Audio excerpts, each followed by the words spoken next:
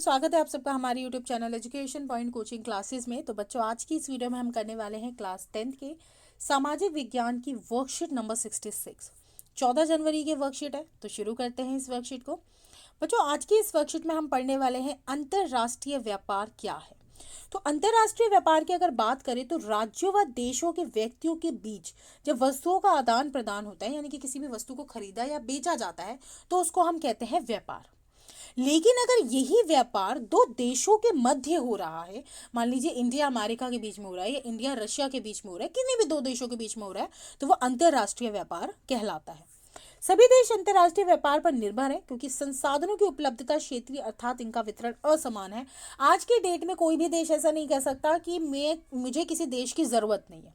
जी नहीं, आज के देश में हर एक देश दूसरे देश के ऊपर पूर्णतः नहीं तो पर आंशिक तौर पर तो निर्भर है ही है। आयात व निर्यात व्यापार के दो घटक होते हैं। आयात व निर्यात का अंतर ही देश के व्यापार संतुलन को निर्धारित करता है।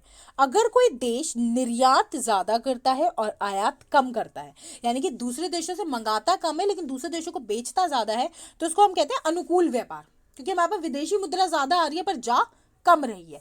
लेकिन इसके विपरीत अगर हम निर्यात कम कर रहे हैं और आयात ज्यादा कर रहे हैं, इसका मतलब हम लोगों से खरीद ज्यादा रहे हैं और लोगों को बेच कम रहे हैं, तो ये हमारे लिए एक असंतुलित व्यापार कहलाएगा। वही अंतर्राष्ट्रीय व्यापार और स्थानीय व्यापार में अंतर की बात करें तो अंतर्राष्ट्रीय व्यापार दो देशों के मध्य होता है, जबकि स्थानीय व्यापार किसी शहर, गांव या कस्बे के बीच होता है। अंतर्राष्ट्रीय व्यापार बड़े पैमाने पर होता है, जबकि स्थानीय व्यापार छोटे पैमाने पर होता है। विदेशी मुद्रा का आदान प्रदान होता है अंतर्राष्ट्रीय व्यापार में, और स्थानीय व्यापार में ऐसा नहीं होता, वहां पे सिर्फ एक ही मुद्रा चलती है, जैसे कि भारत में रुपया। पूरे देश में आवश्यकताओं को पूरा करता है अंतर्राष्ट्रीय व्यापार, और ये एक क्षेत्र विशेष की आवश्यकताओं को पूरा करता है स्थानीय व्यापार।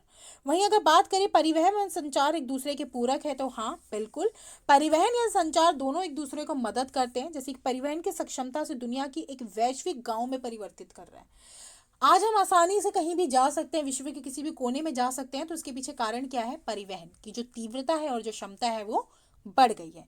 वहीं व्यापार के स्थानीय व अंतर्राष्ट्रीय जुड़ाव से दुनिया के अर्थव्यवस्था को विकास की गति प्रदान की है, तो वहीं लोगों के जीवन को भी सुविधाजनक बना दिया है इस संचार एवं परिवहन ने।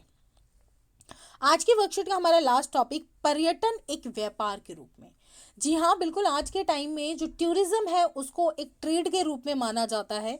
लगभग 150 लाख लोग डायरेक्टली इसके साथ जुड़े हुए हैं, जिनको व्यवसाय है ये। पर्यटन उद्योग राष्ट्रीय एकता को बढ़ावा देता है, वहीं स्थानीय हस्तकला और सांस्कृतिक उद्यमों का भी विकास करता है। छोटे छोटे क्षेत्रों में हस्तकलाएं जो हैं, जो लोगों का व्यापार बंद हो गया था, लेकिन इस पर्यटन व्यवस्था ने उसको ठीक कर दिया है। वहीं अगर बात करें भारत की कला, संस्कृति या ऐतिहासिक धरोहर में विदेशी व्यापार को परिचित करवाता है। ये दूसरे देश के लोग भारत में आते हैं, भारत की संस्कृति को जानते हैं और भारतीय संस्कृति को दूसरे देशों में पहुंचाते हैं, तो ये हमारे लिए एक अच्छी बात है।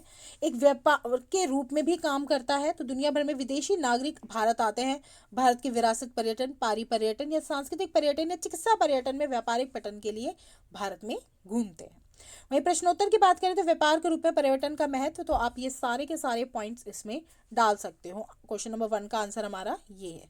क्वेश्चन नंबर 2, किसी देश की अर्थव्यवस्था के लिए अंतर्राष्ट्रीय व्यापार क्यों जरूरी है? देखो, अंतर्राष्ट्रीय व्यापार इसलिए जरूरी है क्योंकि आज के देश में कोई भी देश इतना संभव नहीं है कि वह किसी और देश की मदद के बिना जी सके। तो इसलिए अंतर्राष्ट्रीय व्यापार निर्भर है, क्योंकि संसाधनों की उपलब्धता क्षेत्रीय है ना, और वितरण असमान है।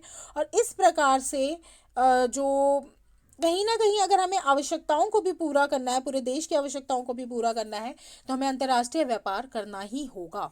इस हिसाब से अंतर्राष्ट्रीय व्यापार आज की जो ज़रूरत है और आवश्यक, तो अपने आप मतलब महत्व तो बढ़ ही जाएगा, क्योंकि जो चीज़ ज़रूरी है वो महत्वपूर्ण तो होगी ही होगी। तो इसी के साथ आज की वर्कशीट हमारी पूरी होती है। मिलते हैं नेक्स्ट वीडियो में, तब तक पढ़ाई जारी रखिए।